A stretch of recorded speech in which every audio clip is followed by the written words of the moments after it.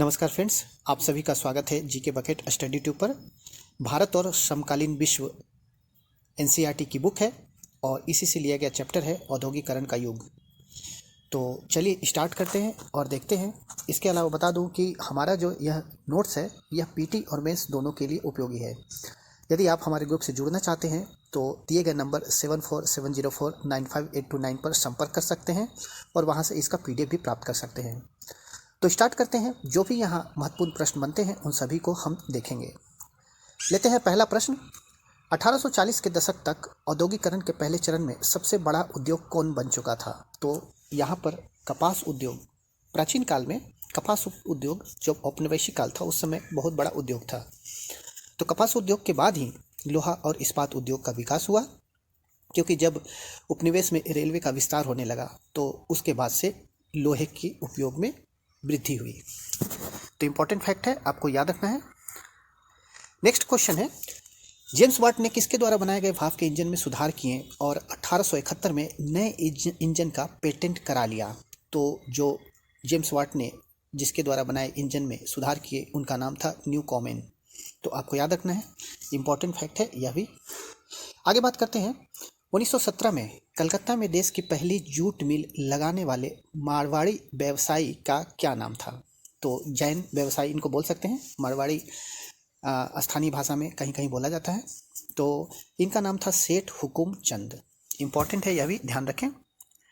Next है, औपनिवेशिक काल के किस व्यक्ति का कथन है कि भारत पश्चिमीकरण और औद्योगिकरण के रास्ते पर चलकर ही विकास कर सकता है? तो आप देखेंगे कि औपनिवेशिक काल जो था उस समय भारत में औद्योगिक विकास बहुत ही कम था और मुख्य रूप से यह आयातित उपकरणों पर आधारित था। तो इसीलिए जो द्वारिकानाथ टैगोर है इनके द्वारा कहा गया था कि औपनिवेशिक काल के समय यह कथन कहा गया था कि भारत पश्चिमीकरण और औद्योगिकरण के रास्ते पर चलकर ही विकास कर सकता है। चलते हैं आगे और देखते हैं अगला प्रश्न। मुंबई में उद्योगपतियों द्वारा नए मजदूरों की भर्ती के लिए प्रायः एक विश्वस्त कर्मचारी रखा जाता था जो अपने गांव से लोगों को लाता था, उन्हें काम का भरोसा देता था और उन्हें शहर में जमने के लिए मदद भी देता था। तो इस कर्मचारी को क्या कहा जाता था? तो एक तरह से देखा जाए तो एक प्रकार से एजेंट का काम करते थे, तो इन्हें जॉबर कहा जाता था और विभिन्न क्षेत्रों में इसे सरदार या मिस्त्री भी कहते थे। तो ये सब इंपॉर्टेंट फैक्ट है, आप याद रखें। नेक्स्ट बात करते हैं।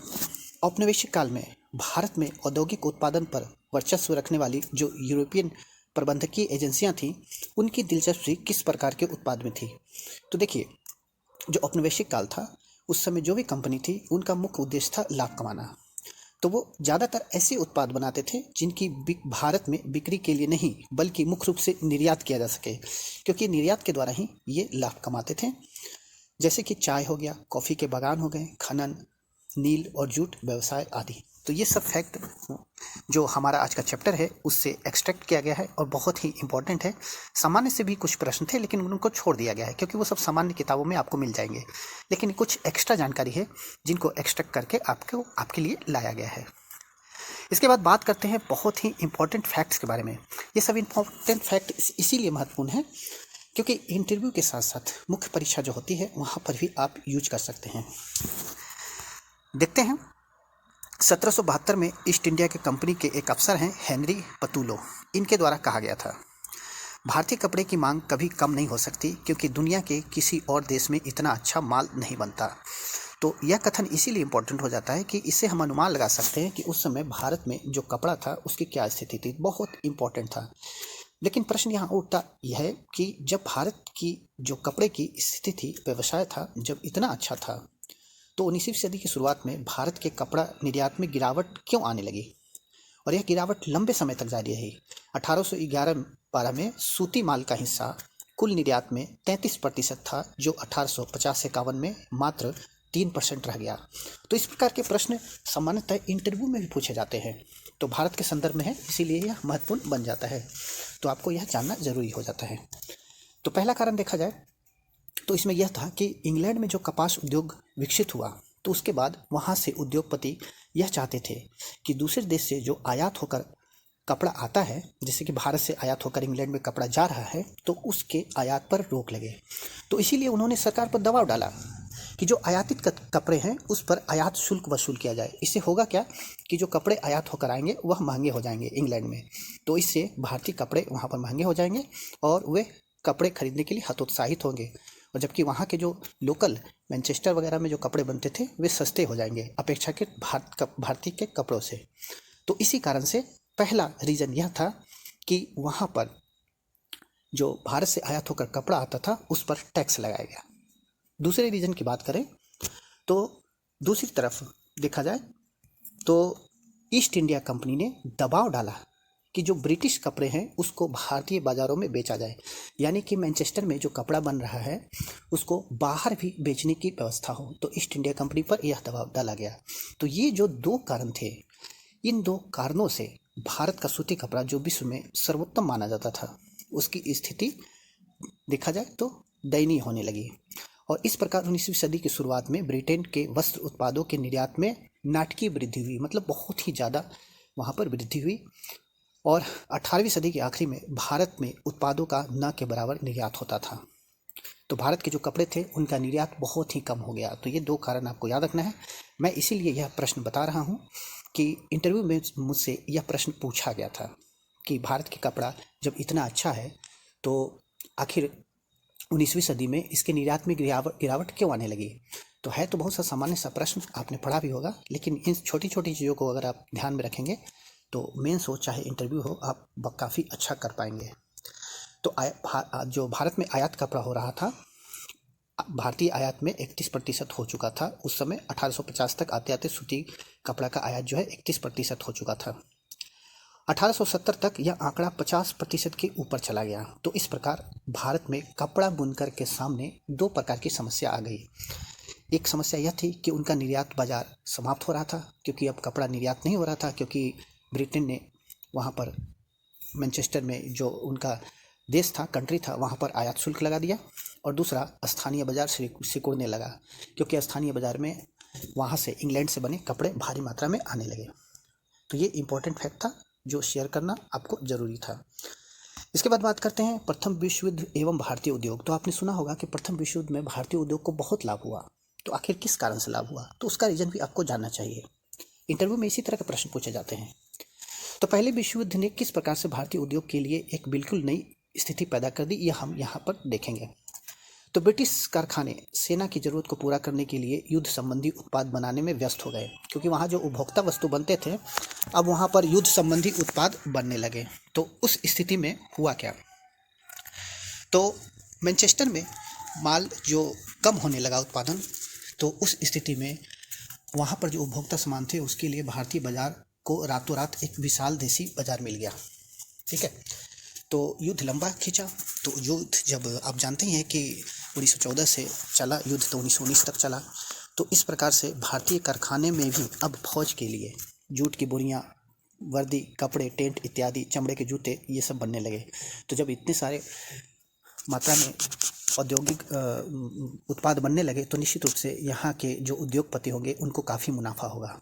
तो प्रथम विश्व युद्ध के समय भारत के उद्योगपति को काफ़ी मुनाफा हुआ।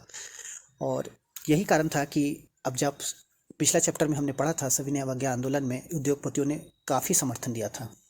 तो उसके पीछे रीज़न यही था कि उन्होंने प्रथम विश्व युद्ध में जो लाभ कमाया था वो चाहते थे कि वो लाभ उनका कंटिन्यू बना रहे। तो ये फैक्ट आपको याद रखना है। इसके अलावा उस समय की स्थिति में जो कपड़े में गिरावट आई थी, तो उसी संबंध में एक कथन भी आप याद रख सकते हैं, बिहार के संदर्भ में है। इसलिए जो पटना के तत्कालीन आयुक्त थे उन्होंने कहा था, ऐसा लगता है कि 20 साल पहले जहानाबाद और बिहार में कपड़ों का बड़े पैमाने पर उत्पादन होता था। जहानाबाद में यह बिल्कुल बंद हो गया है, जबकि बिहार में बहुत कम उत्पादन होता है। यह मैनचेस्टर में बनी सस्ती और टिकाऊ वस्तुओं का परिणाम है, जिससे स्थानीय निर्माता प्रतिस्पर्धा नहीं कर सकते। तो ये कथन भी आप चाहे तो वहाँ पर ऐड कर सकते हैं जब इंटरव्यू वगैरह हो, तो काफ़ी प्रभाव पड़ेगा। या मेंस में भी जब लिखना हो कि भारतीय कपड़े की हालत क्यों ख़राब हो गई, जबकि सबसे अच्छा माना जाता था विश्व में, निर्यात में गिरावट क्यों आ गई, तो भारतीय बुनकरों की स्थिति दयनीय क्यों हो गई। तो ये सब फैक्ट जब आप लिखेंगे तो काफ़ी अच्छा और प्रभावी इफेक्टिव उत्तर बनेगा। तो आगे बात करते हैं औपनिवेशिक काल के में जो विज्ञापन के कुछ प्रक्रियाएं थी उनके बारे में। बहुत ही इंटरेस्टिंग फैक्ट है, जानकारी रखनी चाहिए। हो सकता है एग्जाम के लिए प्रासंगिक नहीं हो, लेकिन कई बार इंटरव्यू में इस तरह से प्रश्न पूछ लिया जाता है। तो मैनचेस्टर के जब उद्योगपति भारत में कपड़ा बेचना शुरू किए, तो विदेश में बना हुआ कपड़ा आखिर भारतीय क्यों खरीदेंगे? तो वे कपड़े के लिए विज्ञापन करते थे, और विज्ञापन भी इस तरह से करते थे कि ताकि भारतीय आकर्षित हो जाए। तो आप यहाँ पे देखेंगे कि उद्योगपतियों ने कपड़े के ऊपर जो बंडल होता था उस पर लेबल लगाते थे। लेबल का फ़ायदा यह होता था कि खरीदार को कंपनी का नाम और उत्पादन की जगह पता चल जाती थी, और लेबल ही चीज़ों की गुणवत्ता का प्रतीक है। तो यह सभी हम जानते हैं कि कोई भी कंपनी जब उत्पाद बनाती है तो अपने लेबल लगाती है, तो इसकी शुरुआत उसी समय हो गई थी। और लेबल पर मोटे अक्षरों में मेड इन मैनचेस्टर लिखा रहता था। तो जब यह लिखा दिखाई देता था तो लोगों को विश्वास हो जाता था कि चलो प्रोडक्ट अच्छा है। आज भी यही चीज़ है, जब भी हम अमेरिकी और ब्रिटिश कंपनी के बहुत सारे उत्पादों को देखते हैं, चाहे रीबॉक हो चाहे नाइक हो, तो देखा जाए तो एक ट्रस्ट होता है लोगों को। तो उस ट्रस्ट के नाम पे ही लोग आज उत्पाद बहुत सारे ऐसे हैं ब्रांडेड, जिसको आजकल हम बोलते हैं, खरीद लेते हैं। तो प्राचीन काल में कैसे होता था, जानकारी के लिए हम देख लेते हैं। तो प्रश्न यहाँ पे ये उठता है कि औद्योगिक उत्पादों को बेचने के लिए कंपनी की पहचान, उत्पादन स्थल की पहचान और प्रचार हेतु उत्पाद पर लेवल में किसका उपयोग होता था? देखिए, सामान तो विदेश में बन रहा है, और चूंकि उस समय औपनिवेशिक काल था, अंग्रेजों का शासन काल था, तो उस समय तो राष्ट्रीयता की भावना बहुत ही प्रबल थी। तो ऐसी स्थिति में लोग विदेशों का बना हुआ सामान क्यों ले? तो इसके लिए वो क्या करते थे? तो जो उत्पाद होते थे उस पर भारतीय देवी देवताओं, ऐतिहासिक व्यक्तित्व के चित्रों को लगाते थे। उदाहरण के लिए, जब बच्चों की चीज़ का प्रचार करना हो तो बाल कृष्ण की छवि लगा देते थे।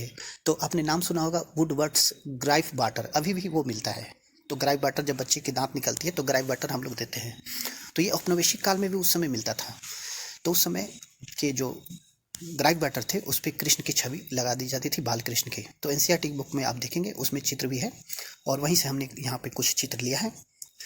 इसके अलावा जो कपड़ा आता था उस पर देवी देवता के चित्र लगा दिए जाते थे, जैसे कि लक्ष्मी जी की, सरस्वती माता की, इनके चित्र लगा दिए जाते थे। इसके अलावा जो ऐतिहासिक व्यक्तित्व थे, जैसे महाराजा रंजीत सिंह, राजा, नवाब, जो तत्कालीन समय में जो बहुत ही सम्मानीय व्यक्ति होते थे, पूजनीय होते थे आम जनता के लिए, क्योंकि जनता मानते थे कि जब ये लोग इन चीज़ों का उपयोग कर रहे हैं तो हम भी क्यों नहीं उपयोग करें।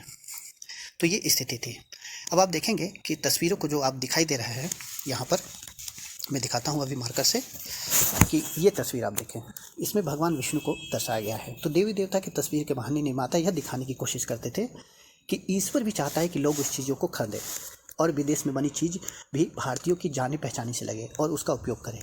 तो इस प्रकार से वो प्रोडक्ट का उस समय विज्ञापन करते थे।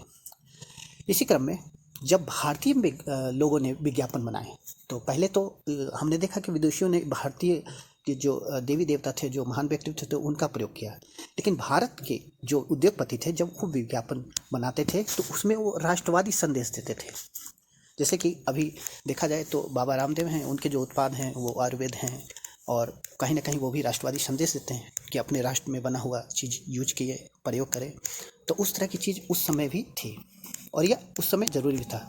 तो राष्ट्रवादी संदेश के पीछे यह उद्देश्य होता था कि यदि आप राष्ट्रवादी हैं, राष्ट्र की परवाह करते हैं, तो उन चीज़ों को खरीदिए जो भारत में बना है, यानी कि स्वदेशी को प्रोत्साहन दीजिए। तो ये विज्ञापन स्वदेशी के राष्ट्रवाद संदेश के वाहक बन गए थे कहीं ना कहीं। आप यहाँ पे चित्र देख सकते हैं, ये वाला, ये चित्र देख सकते हैं, ये अहमदाबाद के जो मिल हैं उसमें जो कपड़ा बना है उसका प्रचार है। तो यहाँ जो प्रतिमा दिखाई दे रही है चित्र में, ये भारत माता के चित्र है, और यहाँ पर दिखाया गया है कि अब भारत माता के अगर आप भक्त हैं, मतलब राष्ट्रवादी हैं, तो भारत में बने हुए कपड़े पहने। तो यहाँ पर देवी अहमदाबाद के मिल में बना कपड़ा दान कर रही है, और लोगों से भारत में बने कपड़े के इस्तेमाल का आह्वान कर रही है। तो ये सभी फैक्ट बहुत इंपॉर्टेंट हैं, आपको याद रखना है, और एग्ज़ाम में इस तरह से प्रश्न पूछे जाते हैं, तो इन सभी चीज़ों को आप ध्यान रख सकते हैं। इसके अलावा और आगे बात करते हैं, एक इम्पॉर्टेंट फैक्ट और है, भारत में स्वतंत्रता मिलने तक भारी उद्योग में कोई विशेष प्रगति नहीं हुई। तो इसका कारण क्या है? तो एक दो कारण आप याद रखेंगे तो एग्ज़ाम में लिख सकते हैं, इंटरव्यू में भी काम आ सकता है। तो पहला कारण ये था कि भारत में लौह इस्पात जो कारखाना था वह 1912 में जे.एन. टाटा द्वारा जमशेदपुर में लगाया गया। हालांकि देखा जाए तो 1907 में कई किताबों में दिया गया है, लेकिन यहाँ एनसीईआरटी में 1912 लिखा हुआ था, तो मैंने उसी को यहाँ पर रखा है ना।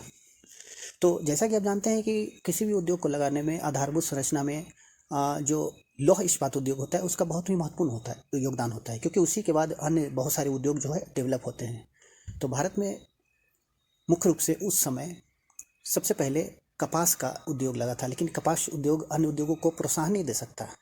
तो इस कारण से देखा जाए तो स्वतंत्रता प्राप्ति के बाद भी भारत में भारी उद्योग ज़्यादा नहीं आए थे। इसके अलावा औपनिवेशिक काल में जो औद्योगिक मशीनरी थी, जो रेलवे लोकोमोटिव थे, वो ज़्यादातर आयात किए जाते थे। इनकी फैक्ट्री नहीं लगी थी, इनके प्रोडक्ट बाहर बनते थे और यहाँ पर आयात होते थे और यहाँ यूज होते थे।